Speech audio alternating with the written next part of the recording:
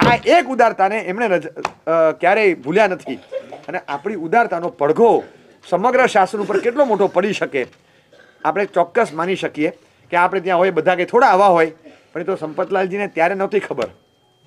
ત્યારે તો એને નહોતી ખબર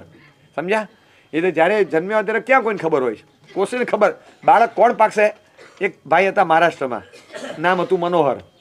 એમના વાઈફનું નામ નથી આવડતું એ મનોહરભાઈ અને એમના પત્ની દીકરો જન્મ્યો 1949માં એ દીકરો જન્મ્યો અને જન્મ્યા પછી ક્યાંક છે ને આમથી આમ વયો ગયો ઓલી જે સાફ કરીને સુવડાવવા આવે ને નર્સ એમાં આ દીકરો અહીંયા મુકાઈ ગયો અને આ દીકરો અહીંયા મુકાઈ ગયો હવે બાજુમાં હતી એક માછીમારની પત્ની એનો દીકરો અહીંયા આવી ગયો અને આ દીકરો ત્યાં જતો રહ્યો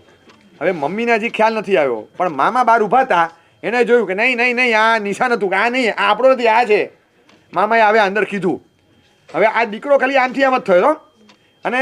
100% કહું છું આ દીકરો છે 100%. પછી આવીને જોયું કે હા બરાબર બરાબર લેબલને બધું હતું કે આ ભૂલ થઈ ગઈ તરત બદલી નાખ્યો હવે આ દીકરો જે આવ્યો ને અહીંયા એ સુનિલ ગાવસ્કર હા બેટ્સમેનને બદલે ફિશરમેન થયો હોત જો ખાલી આમથી આમ થયું હોત તો બરાબર છે એને જન્મ લીધો ત્યારે ખબર હતી અને એને મમ્મીને ખબર હતી હવે આ હોય કે આ હોય આપણે તો 7 પાઉન્ડ જોઈએ ને મૂકી દો ને ભાઈ એમ ચાલે દરેકના બેકઅપ ન હોય જૂના એટલે કયું કુળમાંથી આવેલું સંતાન છે નથી માતા પિતાને ખબર નથી અક્ષયરાજને ખબર સંપતલાલજીને ખબર નથી એને એટલું હતું એનું બેકઅપ શું છે નથી મારું બેકઅપ કે છે મારે એને રજા આપવી જોઈએ અંદરની શ્રેષ્ઠીની ઉદારતા એટલે આ છે ને ક્યારેક એકલા બેઠા બેઠા સુકૃતની અનુમોદના કરીએ ને ક્યારેક આમ બેઠા બેઠા જગતના જીવો કરતા તો હું તો ખાસ